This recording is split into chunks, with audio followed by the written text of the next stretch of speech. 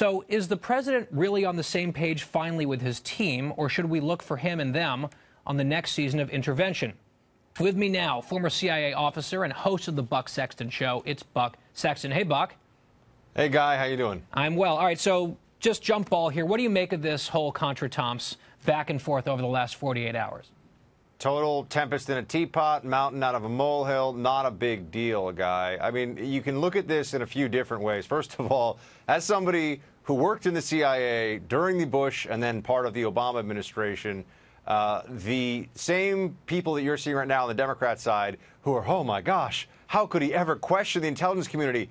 They wanted to lock up some of my former colleagues for doing their jobs. I mean, you know, some of us haven't forgotten how crazy the Democrats were, not just about the Iraq WMD intelligence, but then other measures that were taken, enhanced interrogation techniques. I can't go through all them now. You know what they are, Guy.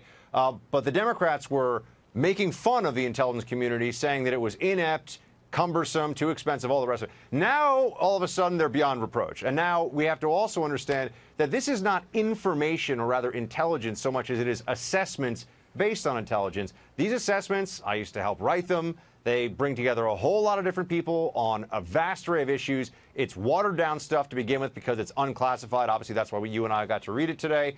But there's really not as much daylight between what Trump is saying and what some of the people in the intel community are saying as the Democrats are pretending there is. Right, but here's what bothers me a little bit, Buck, and I wonder what your reaction is.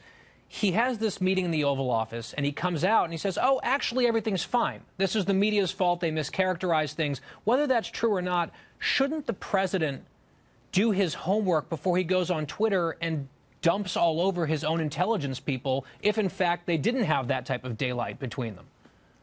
Yeah, look, the president, you know, Guy, I cannot begin to explain or preempt his Twitter habits. I mean, sometimes I think sometimes I think his Twitter's amazing. Sometimes I'm a little speechless, but overall I like it.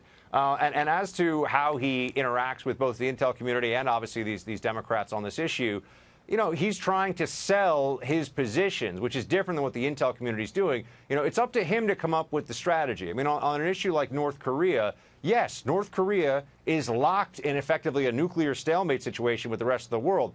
That's going to continue. And the intelligence community is great at saying, hey, the status quo is likely to continue being the status quo. Trump takes the position of, look, I'm trying to sell this deal to my own people, to the international community, and hopefully to Kim Jong-un himself. And so they're just viewing this through very different prisms, which manifests itself in some differences in how they're going to specifically assess the threat from North Korea. I mean, obviously, with all these different situations, you have to dig into the specifics of them. But by and large, I do think Trump has a little bit of a chip on his shoulder about the intel community because of what Brennan and Clapper and some of the others have done.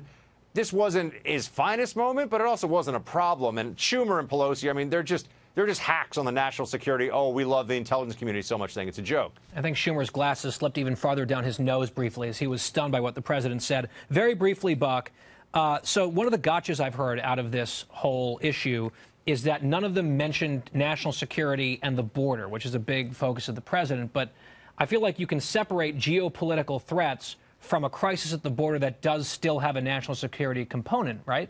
Yeah, absolutely. And I think there were some mentions, I have to go back and read the 40 pages again, but there were some mentions of transnational threats and drug smuggling and obviously international cartels. And quite honestly, if there weren't mentions of cartels, international smuggling, fentanyl, the other things that we're just talking, that I saw you talking about earlier on the show, then, Guy, that's on the intelligence community. That's their fault because that's absurd. And obviously, what's going on at our southern border is a much bigger national security concern, much more imminent national security concern than many of the other things addressed there. So Trump is right, whether it was in that assessment or not, that we got a big problem at the border. And I think that the media and the Democrats clown themselves when they pretend otherwise. All right.